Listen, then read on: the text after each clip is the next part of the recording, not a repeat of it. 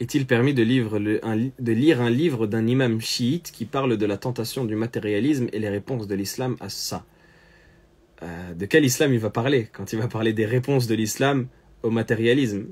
En soi, il n'y a pas d'interdiction formelle de lire les livres d'une personne qui n'est pas musulmane ou qui est hérétique comme cela. La seule interdiction, ça va être si cette hérésie, elle va nous influencer par manque de connaissances. Or, si l'hérésie est forte et que les personnes appellent et prêchent à leur paroisse de manière véhémente et bornée, comme c'est le cas pour les personnes du chiisme, eh bien, il y a un risque à cela.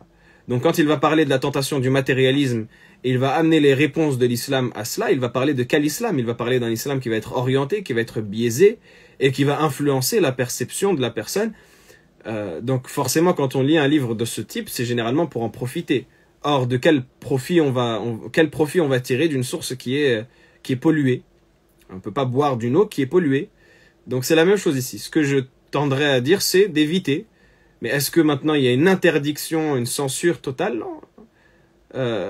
On peut, comme disaient les savants, comme disaient l'imam al-Ghazali et d'autres, prends ce qui est bon et délaisse ce qui est mauvais.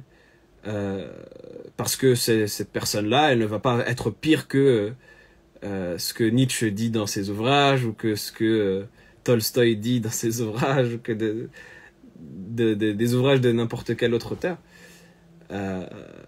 Donc voilà, il y a la gravité de l'hérésie, qui est extrêmement grave, à laquelle il faut faire attention, et il faut garder un esprit critique, ce qui fait que le mieux c'est d'éviter.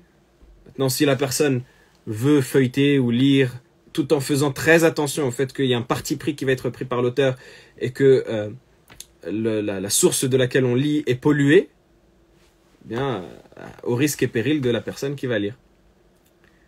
Pas penser qu'il y ait une censure absolue, mais il y a un risque qui fait qu'on va se protéger, on va avoir tendance à davantage se protéger.